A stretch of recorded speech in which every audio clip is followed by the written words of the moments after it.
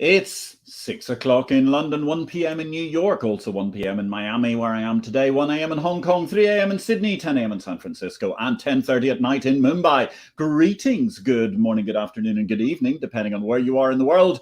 My name is Patrick L. Young. The IPO-VID Livestream Series 19, Episode 3, that's Episode 111, starts here. The London Metals Exchange, it's a big week in court for them as the nickel nightmare comes to trial. Major concerns remain about possible SRO, self-regulatory organisational boundary issues for all the London exchanges, depending on what's happening. Meanwhile, no sooner was London's biggest IPO of the year announced than Wee Soda disappeared in a puff of investor lethargy, as a public listing that is. Free markets need investors. They are absent in the London Stock Exchange Group as the big data play loses market focus. Meanwhile, China moves closer to another day, another $9 billion IPO raise in the form of Syngenta, with a market cap expectation of $60 billion. Meanwhile, in Creditor's Corner, one wonders how Arawak can expect to go public in Q2 2025 while still owing considerable sums to their creditors. Parishioners are warned to avoid this enterprise. And finally, for the opening remarks today, Hong Kong exchanges, the dual counter lives. You can now trade your stocks on the Hong Kong exchange in Hong Kong dollars or Chinese RMB. What a stock connect, ladies and gentlemen. It's one small step between stock counters, providing a giant leap for stock trading, as Exchange Invest noted this week. Our guest today, ladies and gentlemen, is the magnificent Eamonn Butler. The topic is Adam Smith, 300 years on. Dr. Eamonn Butler is director and co-founder of the Adam Smith Institute, one of the world's leading policy think tanks, which promotes a free society and free economy. He has received many rewards in recognition of his work, including the UK National Free Enterprise Award.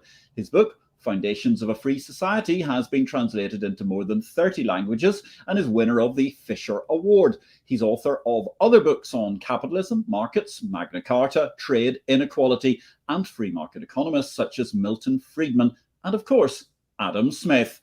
Eamonn commissioned and raised the statue of Adam Smith, which stands in Edinburgh's High Street, and received an honorary degree from the Edinburgh Business School in recognition of this and his other achievements.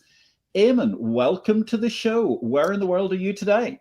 Thank you very much indeed. Good to be here. Well, I'm in sunny Westminster in London, just around the corner from the Houses of Parliament, or as we say, within spitting distance of the Houses of Parliament.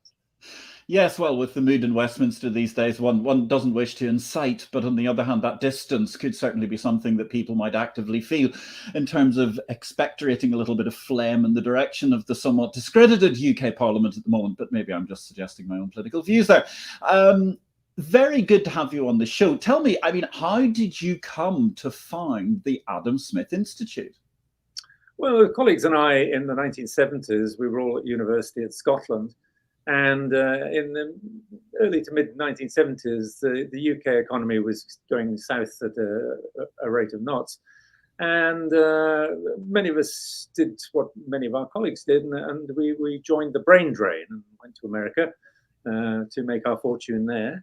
But while we were in America, we saw interesting ideas that, like they had competition in telephones, for example, which I was taught by my economics professor at St. Andrews that it was theoretically impossible.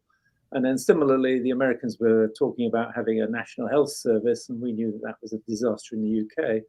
So the three of us all came back and decided that we would spend our time swapping ideas across the Atlantic, and we founded the Adam Smith Institute. But then very shortly afterwards, Mrs. Thatcher came into office, so we had a bit of an own goal here.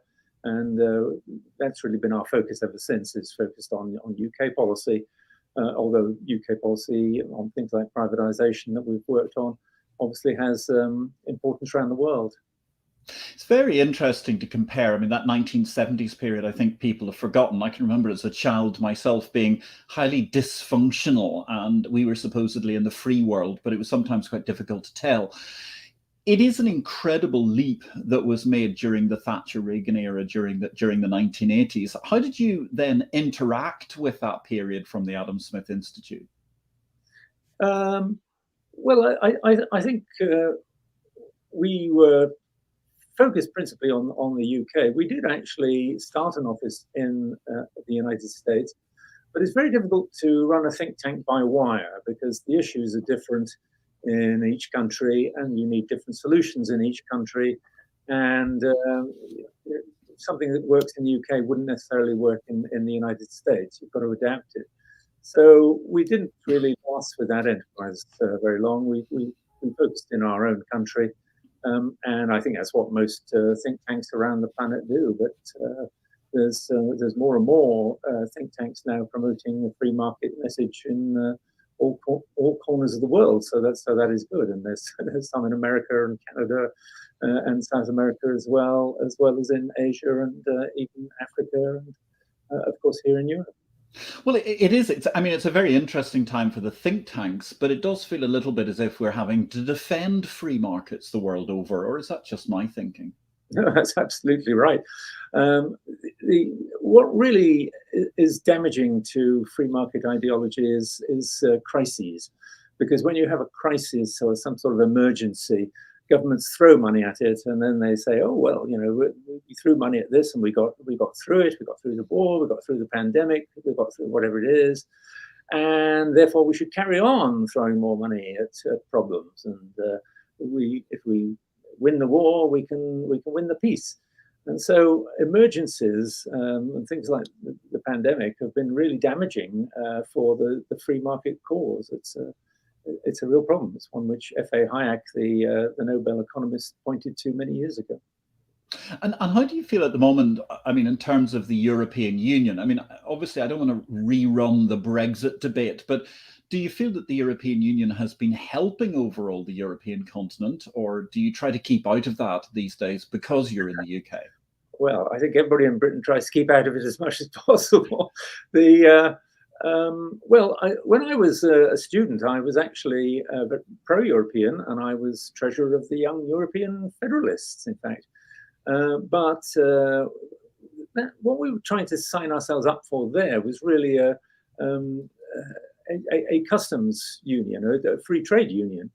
And over the years, it's developed into much more of a political project. So I think the turning point was somewhere in the Blair years when he signed Britain up to the social chapter and various other employment legislation. And everybody's talking about harmonization, and some people were even talking about joining the euro. And that to me was horrible. That's the antithesis of a free market paradise. That's a European superstate, and we didn't really want to be part of that. And I think that's part of the reason why the UK voted for Brexit. The only trouble is, of course, that the politicians haven't done very much to, if anything, to capture the gains of that independence. And so we still have lots of regulation. We're still governed by European regulation in some places.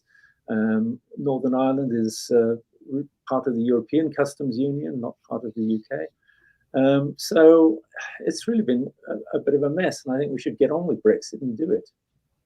Yes, I must say, coming from Northern Ireland, I feel very aggrieved at what I refer to as the Belfast Congo solution, where Brussels seems to have more control of Northern Ireland than the UK government does, which I definitely don't think was part of any plan at any point in any peace treaty or any other agreement in the troubled history of Northern Ireland over the course of the last century. Let me just say also, and as an aside, ladies and gentlemen, good evening, Peter Secon. Lovely to see you. I hope you're on the couch at home watching with Ari today. It's lovely to see you. Glad to see you. If you've got a question about anything this evening, of course, do feel free to put them to our guest, Eamonn, who is the primus modus operator of the Adam Smith Institute. And that brings us to the point.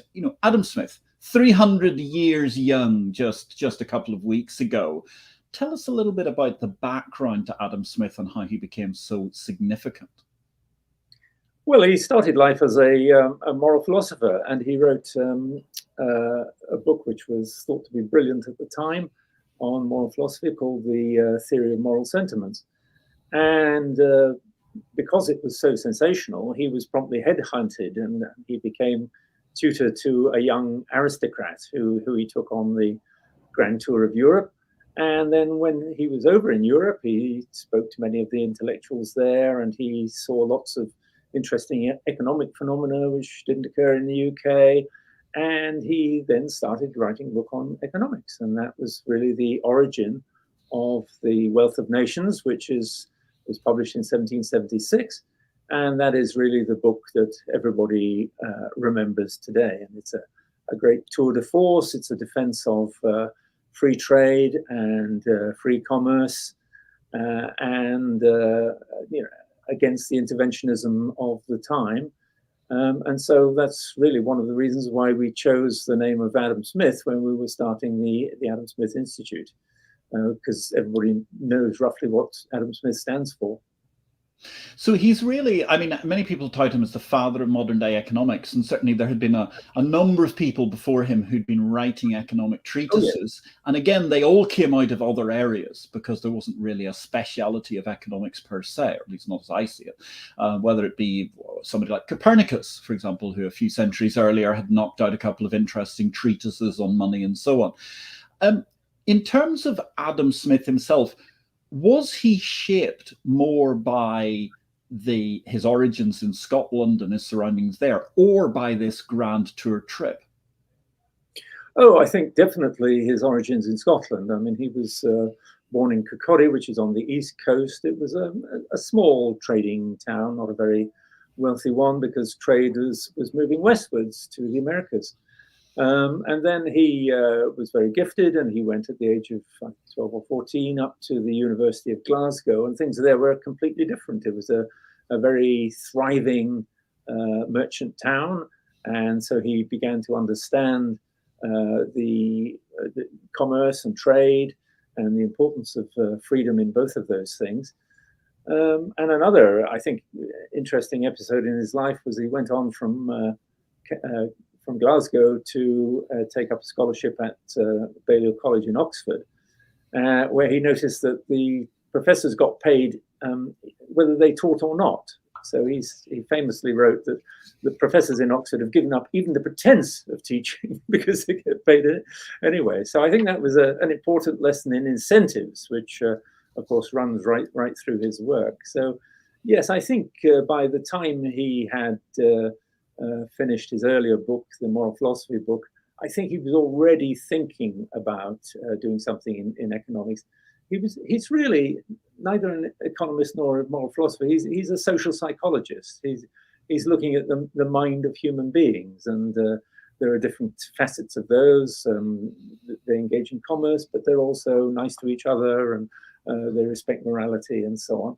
And I think he was probably going to do another book on politics and possibly another one on something else. So yes, he was really looking at the human mind rather than looking at economics as such. Yes, it's interesting how people become famous for these particular one work as they go along. Copernicus, again, being a good example. I think he was a remarkable polyglot as well, much like Smith in so many respects. And it's a fascinating issue because you mentioned the fact he came from Kirkcaldy. You mentioned the fact that the Kirkcaldy economy, while it was benefiting from the birth of the Industrial Revolution around it, it wasn't at the same time really a hotbed of growth because it was actually oriented in the wrong direction because the world at that stage was all moving west.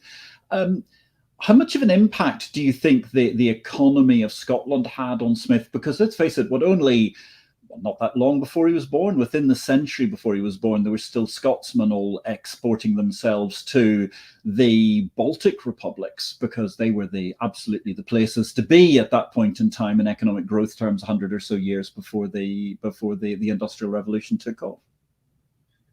Yes, I think the economy of Scotland, as I said, the two different halves, Kirkcaldy and Glasgow, and the difference between them, certainly did make an impression on him. But then when he went down to Oxford, it was a whole month on horseback to go from Kirkcaldy down to Oxford.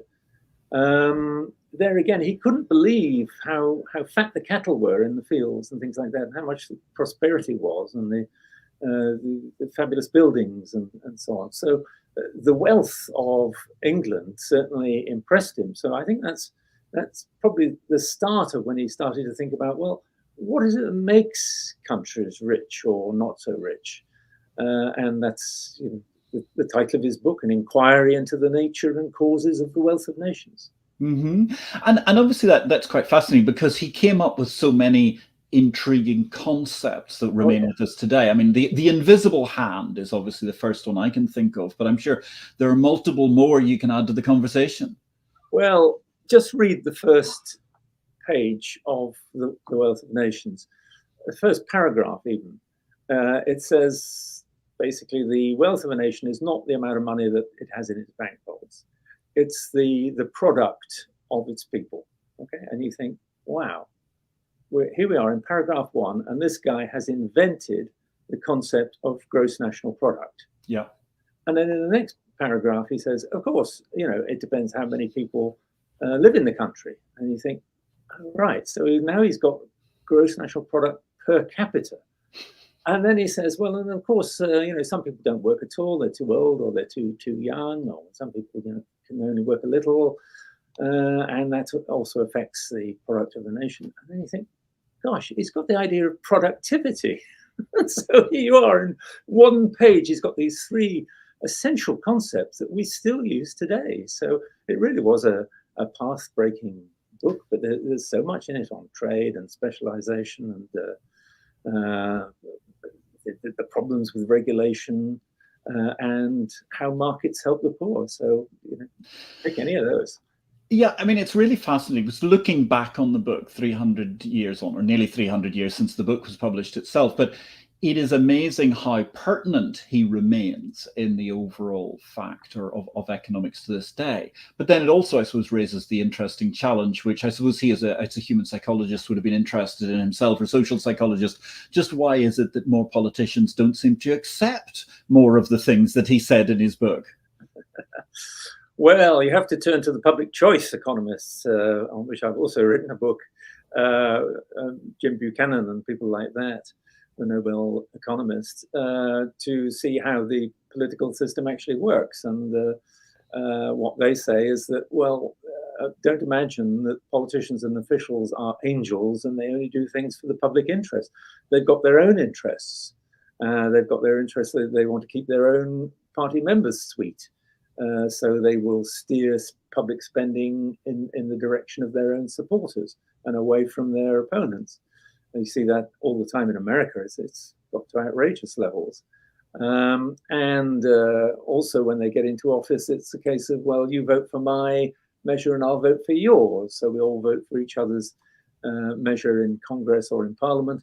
And we therefore get far more legislation than any of us really want. And then when laws go down to officials, their interest is in making them as complicated as possible so that their offices expand and their salaries expand, and to make it so that they control things and they have the power. So you end up with legislation that's extremely complicated, and regulation under that, which is even more complicated, and nobody can understand it, and the parliamentarians can't even read the regulations, never mind understand what they are. Yes, it's quite incredible. You look at the complexity of regulation these days, and again, I mean, that's something Smith was very eager to talk about, was the dangers of protectionism, regulatory protectionism, and so on. How do you think his position would be today when he looked at, say, for example, world trade and globalization? Well, I think he would be delighted by globalization and very worried by the protectionism which has arisen, particularly since the pandemic, when so many people were saying, oh dear, all of our personal protective equipment is coming from China, various other things coming from China. We've got very dependent on China.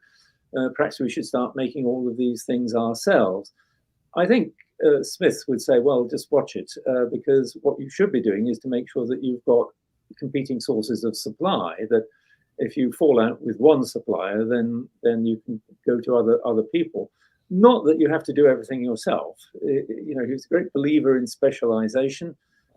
This is the division of labor idea, and that by specializing and trading, we make ourselves far richer than we could trying to do everything ourselves. He takes the example of a pin factory where he says, a dozen people, each specialized. One draws out the wire, one shapes the wire, one sharpens the point, one puts the head on. All different operations, and they're extremely good and skilled at doing all of those things, and that they can produce tens of thousands of pins a day. If you or I tried to produce a pin on our own, I think we couldn't really produce one a day, never mind 40,000 or whatever it is. Yep. So specialization to him was extremely important, and therefore globalization remains very important. And I do hope that world trade gets back on its course pretty soon.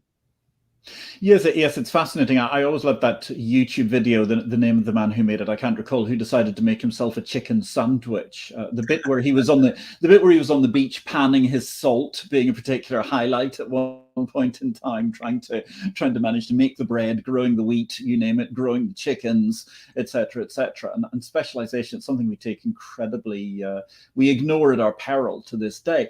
But it's also very interesting because, I mean, Adam Smith's obviously recognized these days as sort of the father of sort of free market economics and so on. And that brings us very elegantly to our book of the week, which is in fact The Wealth of Nations. And as you know, ladies and gentlemen, in response to readers' queries within Exchange Invest, we've been adding a book of the week column to the EI Weekend Edition. The EI Weekend Edition is a more macro read, and you can sign up for that for free at exchangeinvest.com. Incidentally, to coincide with this 300th anniversary of Adam Smith's birth, we're highlighting his masterpiece, The Wealth of Nations, which endured, I mean, it's quite incredible to think about this, Eamonn, a 17-year gestation period, including extensive conversations with contemporary economists such as Nicholas Madgens. And people are complaining about Boris Johnson's various books being only a few years late. But anyway, enough of Boris Johnson. I mean, the result, it really is a masterpiece. I've got to say, I think it's a great book. And I mean, I still actually think it is a good read. I mean, yes, a lot of the language may be somewhat off for several centuries later,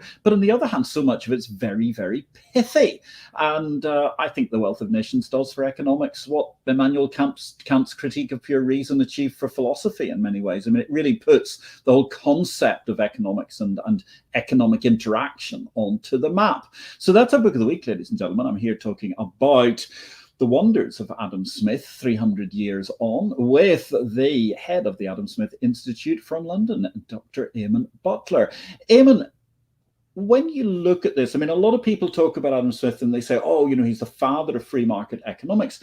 But it's quite interesting because in the same way that it seems that there's always this attitude towards free marketeers that they're cruel and would boil their own mothers for the bones or something, there's a lot of evidence that Adam Smith was actually a very, very generous and considerate person.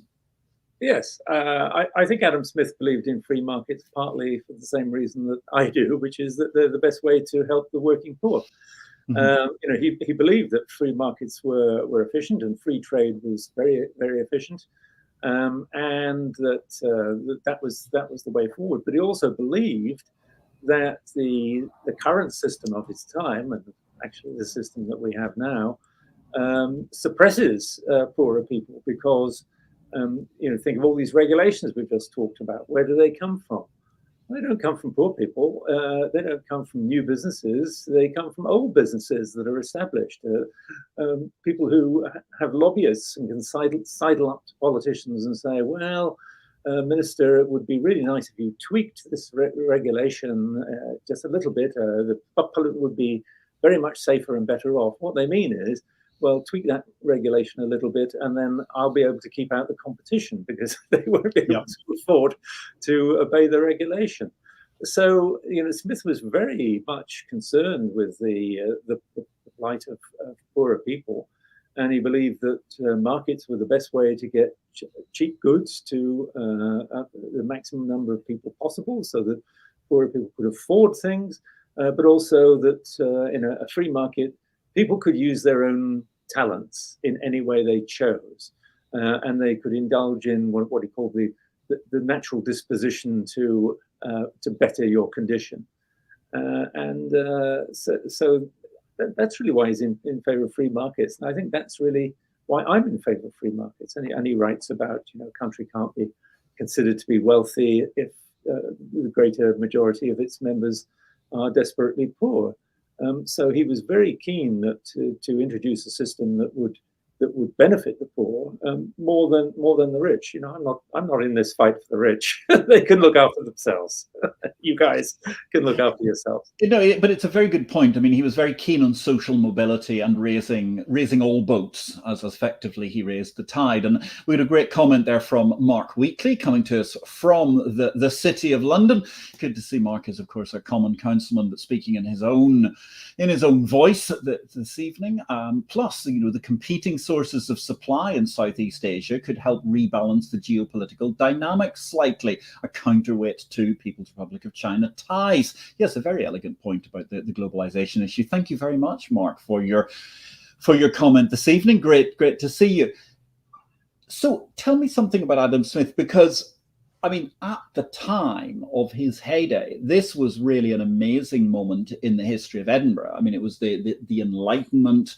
It was probably the greatest, I don't know how might one put it, corralling of intellectual minds in Scotland into Edinburgh and Glasgow in history, even though the Scottish National Party would doubtless beg to differ with the modern age. But nonetheless, I mean, it was certainly a very, very interesting time, so much going on. How was Smith interacting with the great men of science, both in Scotland and England, at the time of his peak? Oh, I think he knew them all and they all knew him. Scotland really started to rise after the Act of Union of 1707, because then trade with England became easier, movement between Scotland and England became much easier. So people did go south to see what England was all about, and English people went to Scotland to see what Scotland was all about. And it was like what Daniel Boorstein calls the cultural frontier, that you go to somewhere that's foreign, as England and Scotland were foreign countries almost to each other at the time. You go somewhere foreign and you see things and you think, wow, that's a good way of doing things. Or you see things and you think, gosh, I could improve on that. And you spark ideas of people in other places. And I think that was exactly the same thing was happening in Scotland and in England. And when he was writing The Wealth of Nations, Smith spent about 3 years in England, and he talked to everybody that there was to talk to there, Dr. Johnson and Joshua Reynolds and who else. And in Edinburgh, he talked to Hume, David Hume, and Ferguson, Adam Ferguson, and other great minds of the age. So the Scottish Enlightenment was really something really quite incredible, and it really put Scotland on the map, and it really brought Scots to England, and the English had to sort of take account of Scotland for a change. Yeah. Yes, it's really, really fascinating. So was he himself in any way dabbling in science, or did he stay more to his particular areas of interest in the human condition? He did write a long essay on the history of science, which is really, he calls it the history of science, but it's really a treatise on scientific method. Mm-hmm. And it's Popperian. It's like Karl Popper, basically, that he says science is a matter of trial and error. You have a theory and you test it, and if it's wrong, you adjust it or abandon it and try another theory. So he was really quite far ahead in that. I'm not sure that he ever really took a huge interest in science. He was more interested, I think, in public affairs. He was active politically. He was a Rockingham Whig, as they called them.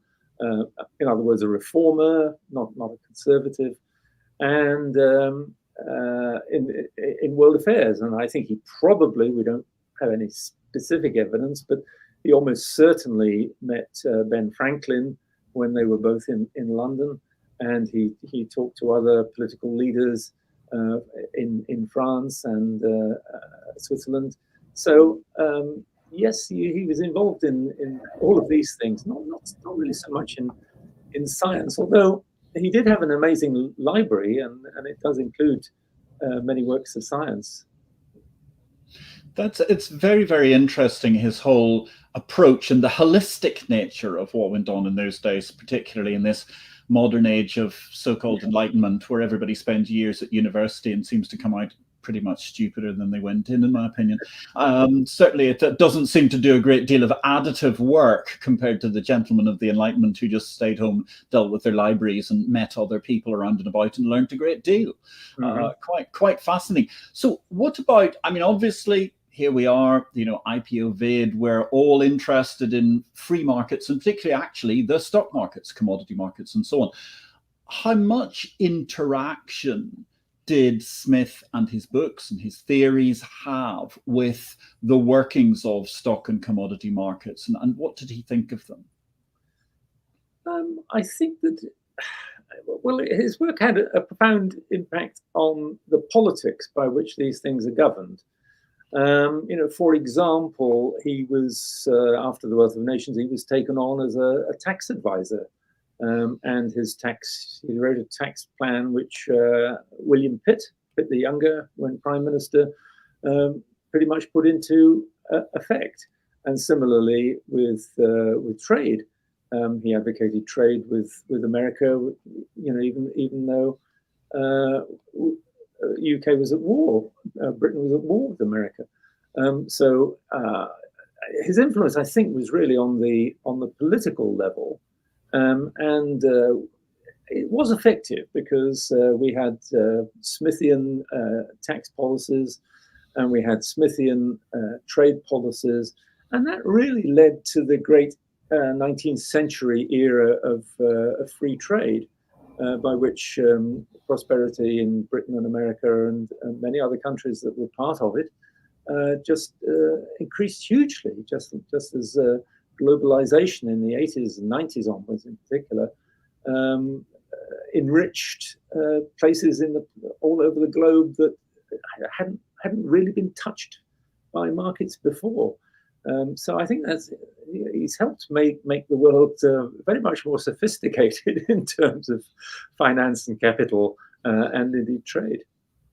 Yes, it's interesting, although I mean, he thought about so many of these things. He was so influential at the political level. Was he himself actively involved in trade or in entrepreneurship or in investment? No. He was very much a absent-minded professor, and he was a very likable man. But he just spent all his time thinking and arguing, and he liked a good argument. Which is why he was a member of many clubs, which is where men went to discuss world affairs, and indeed he founded helped found a couple of clubs as well. Other than that, he was very much of an academic and slightly absent-minded. It's said that you know, he would get engrossed in some sort of problem and thinking about it. And one time he was thinking about it and walked out of the house still in his dressing gown, and only realized that he'd done that after he walked 10 miles and heard the church bells of the next village. So he was, you know, he was that sort of a person. But while he was writing the Wealth of Nations, yes, he did interview, he did go to see factories like the pin factory, and discuss economics with business people. So he had a pretty good business background from that, I suppose. Yes. Yes, very interesting how his thinking went, and yeah, the ability to be so wrapped up in his thoughts as to be able to walk 10 miles, and not something that would happen these days. I don't think anyone walks 10 miles these days. He also fell into a tanning pit because he wasn't looking where he was going and things like that. So yes, that's a very unfortunate thing to walk into. That's most unpleasant. Yes, something that definitely wouldn't work on many levels. So, I mean, the legacy of Smith, I mean, it's massive in that he's obviously a single man brand name who's famous pretty much throughout the world in economics. What do you think are the key facets of his legacy that live with us to this day? Well, I think plainly the importance of free trade. Nearly all economists argue for free trade. Politicians don't always do that because there are political interests that stop them from doing it. But economists will all tell you, yes, free trade is a good thing. It enriches both sides. People didn't know that in the 18th century. They assumed that the only person to come out well of a trade was the person who ended up with the money. They forgot that other people ended up with the goods. So trade certainly is an important lesson for today.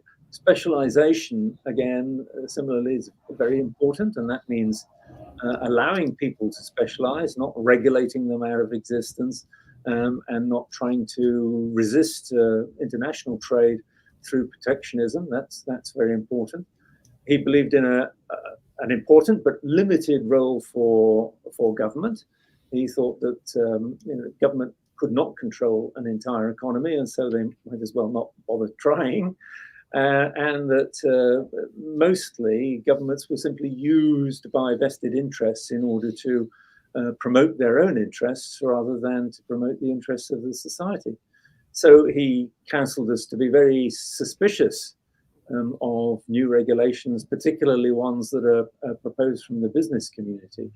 And as I say, his notion that free markets and free trade do most good to the poorest people. And I think that we saw that during the years of globalization from, I don't know, late 1980s onwards, particularly after 1990.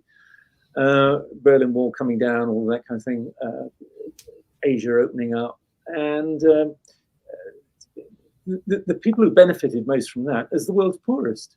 That we've almost eliminated dollar-a-day poverty now, and we will have eliminated it in just a few years' time. And that's come not through years and years of socialism, it's come through free trade. Free trade enriches people. You make people rich by buying their stuff.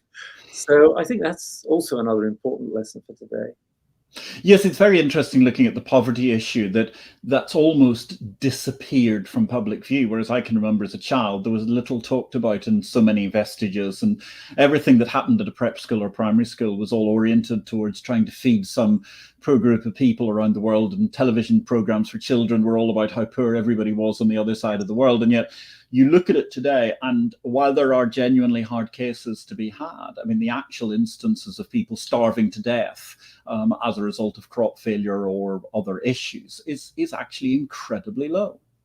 That is true, and part of that is genetically modified crops. It's better understanding of weather, better weather forecasting, things like that, and the fact that people are richer, so they build themselves sturdier houses that don't fall down in earthquakes. So yes, we need to generate wealth in order to get rid of poverty. It stands to reason, and wealth strangely spreads out through the community. It doesn't just stick in the hands of a few rich investors. It goes right through the community and right through the world, in fact. So the best way that we can stamp out poverty is simply to encourage free trade and free commerce. And you're right, when I was born, 4/5 of the world lived in dollar-a-day poverty. Now it's a tiny fraction. And most of that is in sub-Saharan Africa. And other places in Africa are getting wealthier even as we speak. So if we can get rid, Adam Smith said that all you need to raise a country from destitution to luxury is peace, easy taxes, and a tolerable administration of justice. And if you've got low taxes and you have peace, that is most of it. And extreme poverty tends to be now in the places where there's warfare going on and genocides and ethnic disputes. If we can do something about that, then people will they'll make themselves rich because they'll plant crops knowing that it's not going to be stolen by other guys who come in next year. So people will invest more, and that's exactly what you want them to do. Yeah. So what other messages, if any, are there that we could take away from Adam Smith that are apt for the world today and we ought to be paying more attention to? Well, I think if you look at actually both of Smith's book, his moral book and his economics book, they are surprisingly modern in that they take really an evolutionary approach. Now, Smith was writing 100 years before Darwin, so he didn't have The Origin of Species to help him. But I think he and David Hume and other intellectuals of the time in the Scottish Enlightenment knew that there was some reason why good things persisted and bad things died out. And so he takes this evolutionary idea in our morality. He says that the reason that we like to please other people is because providence makes that somehow good for our species. And similarly in economics, he's saying good things will prevail because they will make us rich. And we should identify what it is that makes us rich and do more of it, and identify what it is that makes us poor and do less of it. So I think that there's a sort of general message there to trust free markets, and certainly not to trust politicians and interventionists of all sorts. Yes, very, very, very apt for the current wave of seemingly almost quasi-endless interventionists that seem to be running so many nations around the world, particularly in the West. It's quite curious. So looking at that, here we are talking about 300 years of Adam Smith, ladies and gentlemen, with the man behind the Adam Smith Institute, Dr. Eamonn Butler. It's a fascinating situation that 3 centuries on, Adam Smith is just so relevant in so many ways, despite the fact that some of the companies and enterprises and philosophies that he talks about, I mean, he goes into great length about fishermen and things like this, which are much less important to the economy these days than they were at that point in time. Nonetheless, he remains so epicentral to what goes on in our lives. How do you work Adam Smith's workings into your everyday work? Or has he been superseded by, or is he merely being complemented by subsequent generations of economists, Eamonn? No, I think he gives you a general approach for policy in our case. And that, as I said, he says that regulations, for example, should only be accepted after the most scrupulous and indeed suspicious attention. So when regulations are promoted, the first thing I do is to say, well, where does this come from? Who's this actually going to benefit? Is it going to benefit the general public, or is it going to benefit the people who promoted the regulation? And the same with laws, really, of any sort. Is this done in order to make a politician feel good, or is it done for the sake of the nation? So I think that's a very important sort of world view that Adam Smith gives you. But also, you're right about his sympathy for the poorest people, and I think that again gives you a good motivation. What can we do to, never mind people who are okay, and never mind people who are wealthy, they can look after themselves. What can we do that would actually help poorer people? And politicians do stray from this, and they seem to think that, okay, we can put taxes up and we'll say, oh yes, it's only the rich that are going to pay them. But in fact, everybody pays them because if taxes, we have very high corporation tax in the UK at the moment, and you can see businesses leaving the UK because the trading conditions here are not good for them. So by putting up taxes, you actually drive trade away. You drive commerce out of your country, and that reduces the opportunities for everybody, and in particular for the poorest who need opportunities. Yes, the poor need opportunities at all points in time, and certainly the opportunity to bring them into the economy and therefore grow the economy for everybody remains vital to this day. Obviously, we're very interested in free markets, Eamonn. We're interested in the actual market structures themselves, exchanges and so on.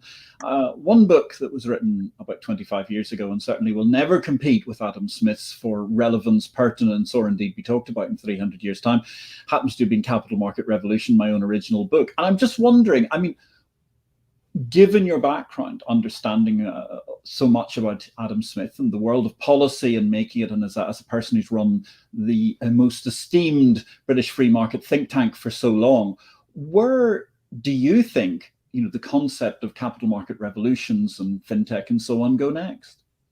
Oh, more and more, I think, is the answer to that. I mean, unless they get stymied by regulation, and protectionism, because I mean, for example, there is strong competition with the Western markets now from Singapore and Shanghai, I suppose, and other Asian centres, and that seems to me can only increase. So there may very well be a notion that, oh well, we need to keep all of this business to ourselves, and you can see this in Europe, where European centres like Paris and so on, in particular, try to arrange the legislation so that you can't do certain sorts of trade in London. That really is outrageous. But otherwise, I think yes, I think the capital markets have made investors more sophisticated. Investors have become more sophisticated, and therefore they're demanding different products and new products. So I think product innovation is going to be extremely important, and I think automation and AI, that's going to change markets. If I knew how, I would be a billionaire, but they will certainly change markets. There's no question about that. So I think it's going to be in a very interesting time. So product innovation, specialization, free trade, three tenets at the core of Adam Smith's own philosophy from 300 years on. So plus ça change, plus c'est la même chose, as I'm sure many people used to say in Kirkcaldy when he was around. It's been a fascinating opportunity to chat about Adam Smith 300 years on, to get a glimpse into the world of policy development from an esteemed think tanker in the epicenter of Whitehall, such as yourself, Dr. Eamonn Butler. I've really appreciated the opportunity to talk. We are fascinated by both his book, which I think still remains such a fascinating tome altogether, The Wealth of Nations, and indeed yours, which we recommend, Foundations of a Free Society, which is a very, very good read, ladies and gentlemen, to understand just how important these little things that actually many of us take for granted, but we don't realize how important they are until, well, the wrong kind of person's trying to sweep it away from us. Let me also say thank you very much to those who participated in the show today. Mark Wheatley, thank you very, very much. Also Peter Secon. Our next show is coming up next week. We're looking forward to talking to a veteran trader from the pits of Chicago to the macroeconomic environments around the world, Ira Harris, and he's going to be telling us patience is a virtue. Stay tuned for that. It's going to be a fascinating show, same time, same place next week, ladies and gentlemen. All it remains for me to say is to thank our production team today. Mary, welcome back, Mary, from maternity leave, Marianne and Janella, and finally, once again, our guest. Check out the work of the Adam Smith Institute, ladies and gentlemen. It really is God's work in terms of sensible, coherent policy that's good for everybody and making us a more prosperous society. And it's led by our guest today, Eamonn Butler. Thank you very, very much for joining us on IPO-VID. My name is Patrick L. Young. If you're still thinking distributed finance, even as fast as the SEC is trying to stop it, I suppose I will wish you a good week in blockchain. But I certainly wish you, come what may, a great week in life and markets.